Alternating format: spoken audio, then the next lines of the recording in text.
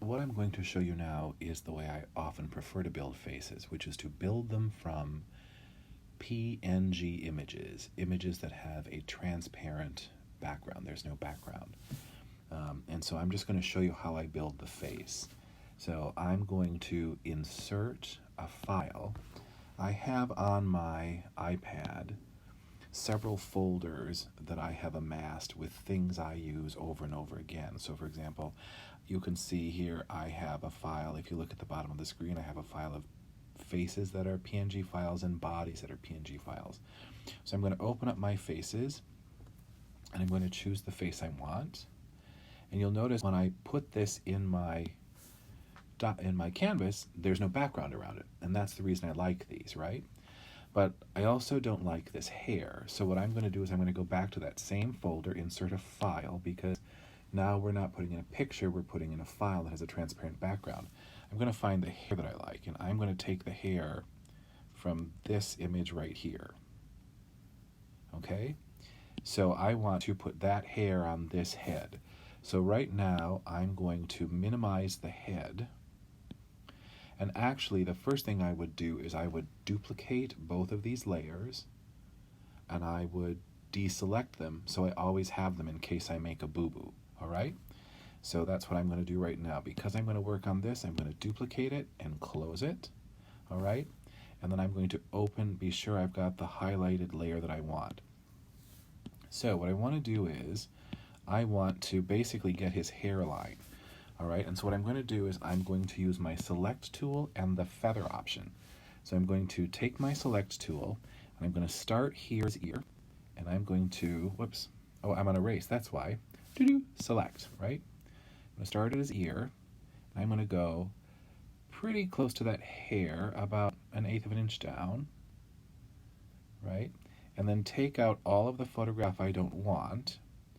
And then before I hit the cut, I'm going to go down here to feather, and I'm going to put it about 4 or 5. Then go to the wrench, hit cut. And now I've taken away everything except the hair that I want. Now, when I open this back up and I add my face underneath it, I can see that the hairline isn't quite going to match up. So what I want to do is get out of this, go back up to my hair, hit my select tool, and again, I want to go a little bit closer to the hairline.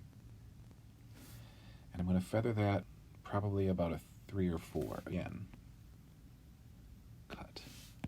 All right, now I'm going to open up my face, and I'm going to move that up, and I'm going to grab my hair, and I'm going to grab it and move it in place, and I'm going to resize it so that it appears to fit on his head, and that looks about right to me.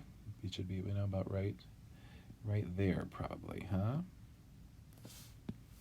Right? Okay, I'm going to move it over a little bit this way maybe. All right? Now, if you look really close, I've still got that line around his head where the shadow is a little bit different.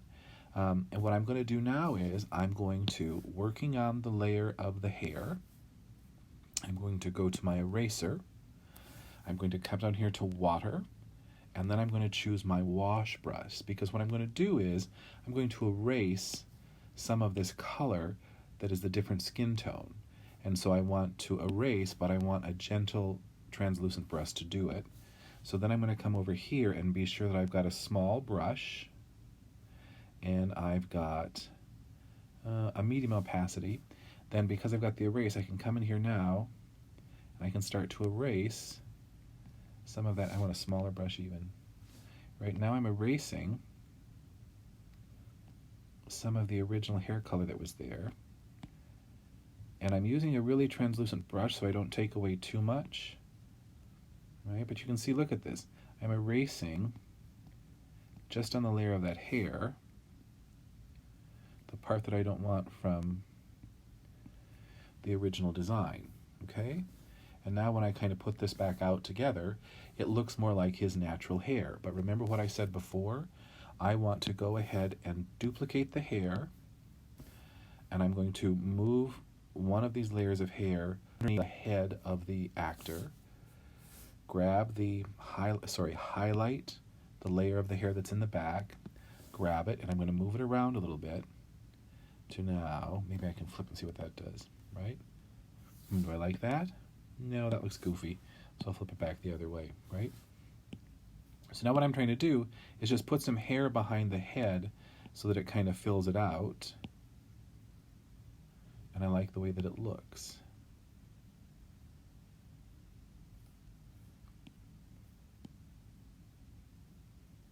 It just needs a little bit like this.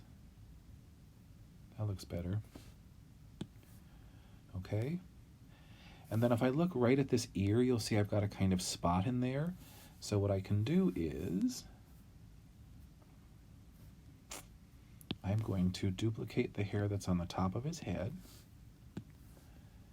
grab the top layer of it, move it down just a little bit to fill in closer to his ear. And now I think I like that.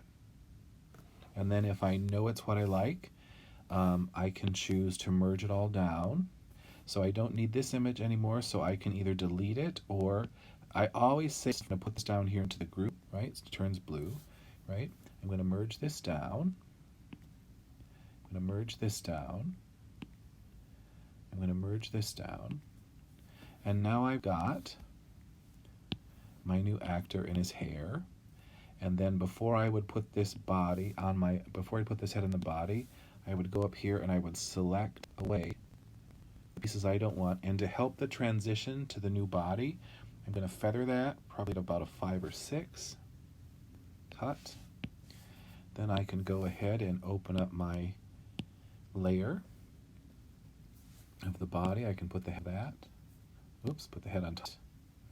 Then grab it and resize it. And I have to say, you can't tell that that was something I put together from 2 different images. So that's one of the reasons I like to build my faces when I'm using a collage motif out of PNG images, because they're already clear cut images and they're much easier to alter.